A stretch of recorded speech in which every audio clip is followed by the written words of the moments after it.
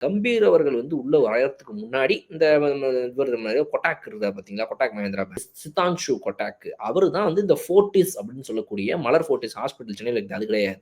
இந்த ஃபோர்டிஸ் என அன்பு அழைக்கப்படும் 40 எனும் ஃபோர்டிஸ் கிரவுண்ட் ஸ்டாஃப் அவர்ட்ட பேசிக்கிட்டு இருக்காரு. அப்பதான் நம்ம கம்பீர் உள்ள வராரு. கம்பீர் உள்ள வந்துட்டு என்ன கேட்கிறாப்புல அப்படின்னா, கொஞ்சம் கோவமா நான் சொன்ன மாரி கேட்கிறாரு. அப்ப இவரு என்ன சொல்றாரு, இந்த வார்த்தைகள் என்ன பாருங்க, "யூ ஸ்டாப் இட். நீ நிறுத்து. You don't tell us what we need to do. You don't tell us what we need to do. You don't tell us what we need to do." அவர் பேச பேச இவர் இதையே சொல்லிட்டு இருக்காரு. நீ நாங்க என்ன பண்ணணுங்கிறத எங்களுக்கு சொல்லாத, சொல்லாத, சொல்லாதன்னு இதே திரும்பவும் சொல்லிட்டு இருந்திருக்காரு. அப்புறம் என்ன சொல்றாருன்னா, "you don't tell any of my squad what we need to do." என் ஸ்குவாட் கிட்ட நாங்க என்ன பண்ணணுங்கிறது நீ சொல்லாத. உனக்கு அந்த ரைட்டே கிடையாது. You don't have any right to tell us. You are just a groundsman. நீ ஒரு சாதாரண கிரவுண்ட்ஸ்மேன்.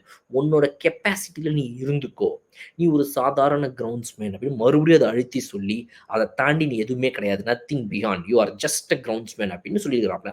இந்த மாதிரி 2, 3 தடவை நீ ஒரு கிரவுண்ட்ஸ்மேன் தான், சாதாரண கிரவுண்ட்ஸ்மேன். வாய மட்டும் அமைதியா ஒரு ஓரமா போயிரு. என்கிட்டலாம் வச்சுக்காத அப்படின்னு ஒரு சொன்னதை வந்துட்டு, கடுப்பான அந்த கிரவுண்ட்ஸ்மேன் ஃபோர்டிஸ் 40 என்ன சொல்றாப்ல அப்படின்னா, சார் இந்த மாதிரி ஒழுங்கா பேசுங்க. நீங்க இந்த மாதிரிலாம் என்னைய அசிங்க அசிங்கமா பேசுனீங்க அப்படின்னா, அப்புறம் நான் வந்துட்டு மேட்ச் ரெஃப்ரி கிட்ட சொல்ல வேண்டியது இருக்கும் அப்படின்னு. ரெஃப்ரி போய் சொல்றாய்ங்க வென்னு அப்படின்னு இருக்காப்ல. ஐபிஎல் விராட் கோலியோட நான் நெஞ்ச நிமித்தி நேரா இப்படி நின்னு மல்லு யுத்தம் பண்ணுவேன் அப்படின்னு சொல்லி தலைமை அங்க போய் அதே ஒரு சேட்டையை காட்டியிருக்காப்ல.